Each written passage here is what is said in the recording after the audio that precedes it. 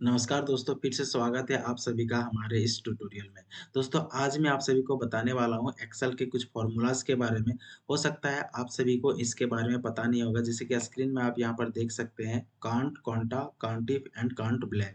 अगर आप सभी को पता होगा तो आप इस वीडियो को स्किप कर सकते हैं और नहीं पता है तो इस वीडियो को अंत तक देखें ताकि आप भी जान सकें कि काउंट, काउंटा, काउंटिफ एंड काउंट ब्लैंक का इस्तेमाल किस तरह से करते हैं और इन चारों में डिफरेंस क्या है, इन चारों में अंतर क्या है दोस्तों। तो चलिए इस वीडियो को स्टार्टअप करते हैं। तो दोस्तों यहाँ पर देख सकते हैं मैंने अपने इंस्टीट्यूट के नाम से मैंने क्या किया हुआ है, एक डाटा यहाँ पर तैयार रखा हुआ है। ठीक है? तो चलिए सबसे पहले मैं यहाँ पर आपको काउंट का फॉर्मूला बताता हूँ। तो यहाँ पर मैंने क्लिक किया और इक्वल टू दिया, जिस तरह से सम, मैक्स वगैरह निकालते हैं उसी तरह से यहाँ पर हम काउंट लिखेंगे और सिंपली यहाँ से छोटी ब्रैकेट देंगे और यहाँ पर दोस्तों हम क्या करेंगे, हम यहाँ पर वैल्यू टाइप करेंगे। जैसे कि सपोज़ दैट हमको काउंट करना है यहाँ पर इस चीज़ का, ठीक है? तो यहाँ से लेकर हम यहाँ तक इसको ड्रॉ कर देंगे या आप बारी-बारी से लिख सकते हैं या इस तरह से सिलेक्ट कर सकते हैं और इसको क्लोज़ करके एंटर मारेंगे। देखिए, एंटर मारे तो यहाँ दोस्तों यहाँ पर 10 है। 10 क्यों आया दोस्तों, मैं आप सभी को बताता हूँ। देखिए, यहाँ से यहाँ तक क्या-क्या इन्होंने काउंट किया है, कितने सेल में है ना? जितने यहाँ पर सेल है देखिए 1, 2, 3, 4, 5, 6, 7, 8, 9, 10। ये 10 सेल में जो डाटा है उसको ये क्या करता है, काउंट कर देता है। बट यहाँ से किसी की डाटा को अगर मैं रिमूव कर दूँ तो यहाँ 9 हो जाएगा दोस्तों देखिए।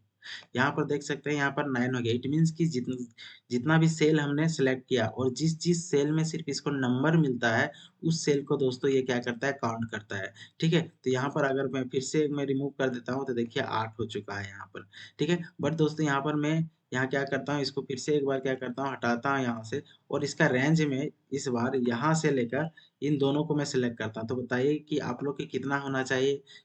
काउंट कितना करेगा ये? एंटर करता हूँ दोस्तों।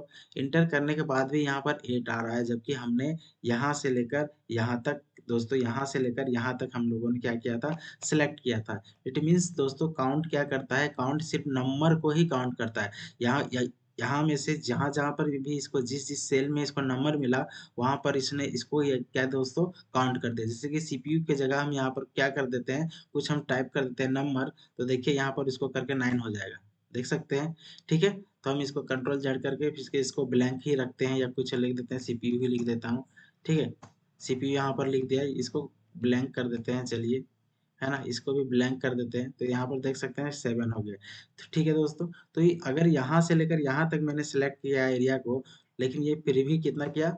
7 ही इसने दोस्तों काउंट किया। 7 क्यों किया? यहाँ पर है, यहाँ पर है, यहाँ पर है, 3, 4, 5, 6, 7। इट मीन्स कि इसको 4 सेल 7 सेल में इसको डिजिट दिखा, नंबर दिखा, इसलिए सिर्फ़ ये नंबर को दोस्तों क्या किया? काउंट किया। चलिए इसी तरह से आप समझते हैं कि काउंटा क्या करता है। आप तो समझ गए होंगे कि काउंट का इस्तेमाल कहाँ पर करते हैं। अगर जब जब हमको नंबर को काउंट करना होगा, तब हम काउंट फ़ॉर्मूला का इस्तेमाल कर सकते हैं। सपोज़ दैट कि इसको हटा के मैं एक बार फिर से बताता हूँ कि अगर मुझे इसको अगर करना है तो देखिएगा इसको 10 आएगा। 10 आया क्योंकि हर जगह इसको नंबर मिला, 0-0 यहाँ पर है लेकिन ये भी एक नंबर है।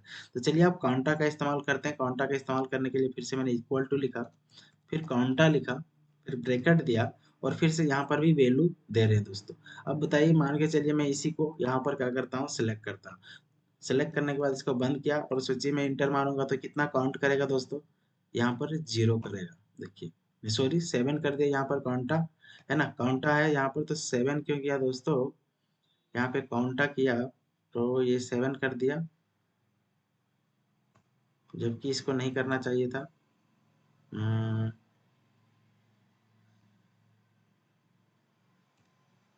काउंट और काउंटा इक्वल टू करके देखिए, COUNT काउंटा। अच्छा चलिए देखते हैं यहाँ पर क्या अंतर है। इसको ये काउंट नहीं करना चाहिए था। इसको अगर हम करते हैं, ये 9 कर रहा है क्योंकि 1, 2, 3, 4, 5, 6, 7, 8, 9। हाँ, ठीक है दोस्तों।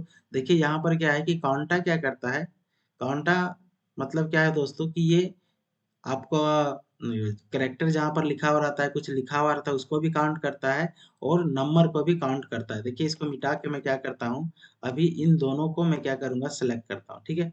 इन दोनों को मैं सेलेक्ट करके एंटर मारूँगा तो दोनों सेल को ये क्या करेगा काउंट करेगा, जहाँ-जहाँ पर भी इसको डाटा मिलेगा, जिस-जिस सेल में भी इसको डाटा मिलेगा उसको काउंट करेगा। एंटर करते हैं, यहाँ पर 16 आ गया, 16 क्यों आया दोस्तों? यहाँ पर कहाँ-कहाँ यहाँ से यहाँ हमने क्या किया था सेलेक्ट किया था। अब गिनते हैं इसको डाटा कहाँ मिला 1, 2, 3, 4, 5, 6, 7, 8, 9, 10, 11, 12, 13, 14, 15, 16 क्योंकि 16 सेल में इसको डाटा मिला, कहीं पर सीपीयू लिखा है, हार्ड डिस्क लिखा है, कहीं पर 250 300 लिखा है। तो जहाँ-जहाँ पर भी इसको चाहे कैरेक्टर हो, चाहे नंबर हो, उन दोनों सेल को ये क्या करता है दोस्तों काउंट करता है। जबकि काउंट में क्या था, काउंट में सिर्फ़ नंबर को ही काउंट कर पाता था, ये कैरेक्टर को काउंट नहीं करता था। तो दोस्तों आसानी से आप समझ सकते हैं कि काउंट क्या करता है, सिर्फ़ नंबर को काउंट करता है और काउंटर दोस्तों क्या करता है, काउंटर नंबर और कैरेक्टर दोनों को क्या करता है, काउंट करता है। जहाँ-जहाँ पर भी इसको मिलेगा डाटा वो इसको काउंट कर लेता है। ठीक है? अब काउंट इफ का इस्तेमाल करते हैं। इक्वल टू लिखते हैं काउंट इफ लिखे, काउंट इफ लिखने के बाद हमने ब्रैकेट दिया और यहाँ पर रेंज हम क्या कर रहे हैं दोस्तों, रेंज सेलेक्ट कर रहे हैं। मान के चलिए हमने रेंज ये वाला सेलेक्ट कर लिया। यहाँ से लेकर मान के चलिए हम यहाँ से लेकर यहाँ तक हमने रेंज सेलेक्ट कर लिया। देखिए यहाँ पर रेंज लिखा हुआ है, उसके बाद कोमा दिया और क्राइटेरिया पूछ रहा है कि क्या आप काउंट करना है। इफ मतलब क्या? काउंट इफ यदि, काउंट मतलब गिनना आप सभी को पता है और इफ मतलब यदि, अगर ये हो तभी काउंट करेगा, ठीक है? तो कॉमा देने के बाद सपोज दैट कि यहाँ पर के 20 मैं काउंट करना चाहता हूँ, तो 20 कहाँ-कहाँ इस्तेमाल हुआ है। 20 मैंने लिखा और मैंने एंटर दोस्तों किया देखिए। जैसे ही एंटर किया यहाँ पर 3 काउंट किया मतलब कि 3 जगह 20 का इस्तेमाल होगा 1, 2, 3। आप देख सकते हैं 3 जगह 20 का इस्तेमाल इसलिए 3 बार यहाँ पर काउंट हो गया। अगर किसी को जगह हटा के फिर से मैं यहाँ पर 20 कर दूँ तो यहाँ पर 4 हो जाएगा देखिए। ठीक है? यहाँ पर फिर से मैं अगर कहीं पर और बढ़ाता हूँ, तो देखिए यहाँ पर फिर से 20 करता हूँ, तो ये 5 हो जाएगा। ठीक है? इसको रिमूव करना है कहीं पर अगर हम मान के चलिए इसको रिमूव कर देते हैं तो ये घट जाएगा। तो दोस्तों काउंट टिप का इस्तेमाल कब करते हैं जब किसी पार्टिकुलर चीज़ को मुझे गिनना हो। सपोज़ दैट कि पास फेल में या फिर अटेंडेंस हो, कोई अटेंडेंस शीट बनाते हैं तो कौन प्रेज़ेंट है, कितना एब्सेंट है, उस जगह पर हम काउंट टिप का भी इस्तेमाल कर सकते हैं दोस्तों। ठीक है? अब काउंट ब्लैंक का इस्तेमाल करते हैं। काउंट किसको करेगा? जहाँ पर ब्लैंक काउंट ब्लैंक देखिए फ़ॉर्मूला से ही समझ सकते हैं काउंट का मतलब क्या होता है? काउंट करना। क्वांटा मतलब उन दोनों को काउंट करेगा कैरेक्टर और नंबर। काउंट इफ यदि रहेगा कुछ कंडीशन तब ही उसको काउंट करेगा। काउंट ब्लैंक मतलब जहाँ पर भी इसको ब्लैंक एरिया मिलेगा उसी को काउंट करेगा और जहाँ-जहाँ डाटा होगा जिस सेल में उसको काउंट नहीं करेगा। तो यहाँ पर इक्वल टू का साइन देंगे। काउंट ब्लैंक का फॉर्मूला लगाएँगे। ठीक है? काउंट ब्लैंक आपको लिखना है और यहाँ पर ब्रैकेट देना है और उसके बाद दोस्तों यहाँ पर रेंज हमको सेलेक्ट करना है। तो यहाँ से यहाँ तक हम रेंज सेलेक्ट कर दिए। ठीक है? रेंज सेलेक्ट किए, ब्रैकेट दिए और एंटर मारे। तो देख सकते हैं यहाँ पर कितना आया दोस्तों 5 इट मीन्स कि 5 ऐसा सेल है जहाँ पर डाटा नहीं होगा। 1, 2, 3, 4 और 5। तो देख सकते हैं दोस्तों कि 5 जगह आपको यहाँ पर डाटा नहीं मिला इसलिए ये उन सभी सेल को ये काउंट कर लिया जहाँ पर इसको ब्लैंक मिला, जहाँ पर कुछ डाटा नहीं मिला। तो दोस्तों आशा करते हैं आप इस वीडियो में सीख गए होंगे कि किस तरह से काउंट, काउंटा, काउंटिव और काउंट ब्लैंक का इस्तेमाल करते हैं और इन चारों में अंतर क्या है। दोस्तों इसी तरह का वीडियो देखने के लिए आप हमारे चैनल को लाइक कर लें, सब्सक्राइब कर लें और हो सके तो इस वीडियो को आप दूसरों के साथ शेयर कर दें दोस्तों। Thank you.